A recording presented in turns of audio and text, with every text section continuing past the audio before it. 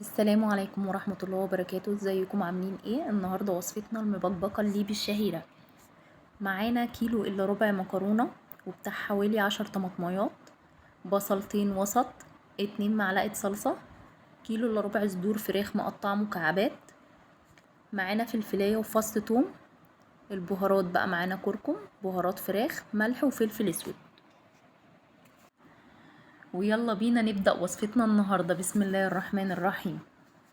ضفنا سمنة مع زيت، مجرد ما يسخنوا هننزل بالبصلة ونقلب في البصلة لحد ما تدبل معانا، وهننزل بصدور الفراخ ونقلب لحد ما تنزل ميتها وتشرب ميتها تاني.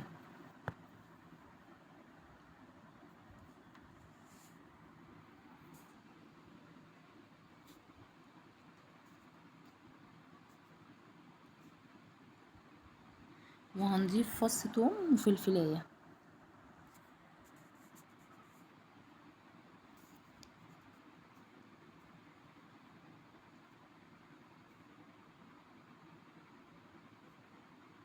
وهنضيف الصلصة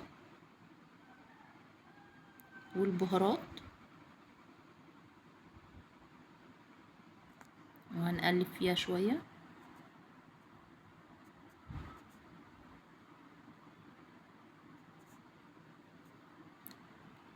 وهنزل بعصير الطماطم،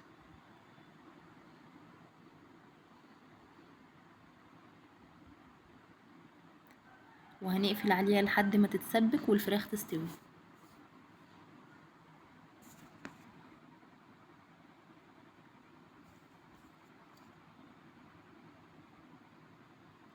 وبعد ما اتسبكت معانا والفراخ استوت هننزل بالمية السخنة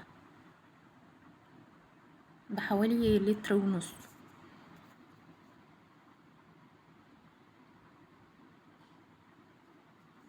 وهتغلي معانا المية وهنضيف المكرونة.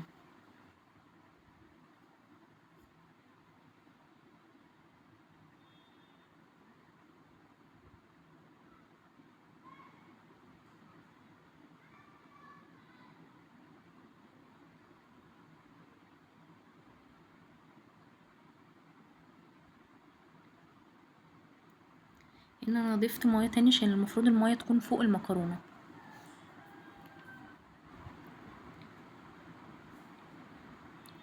وهنغطي المكرونه لحد ما تغلي ونوطي عليها ونسيبها على نار هاديه من 10 ل15 دقيقه كده لحد ما تشرب السوائل بتاعتها، ونقلب باستمرار عشان ما تلزقش مننا.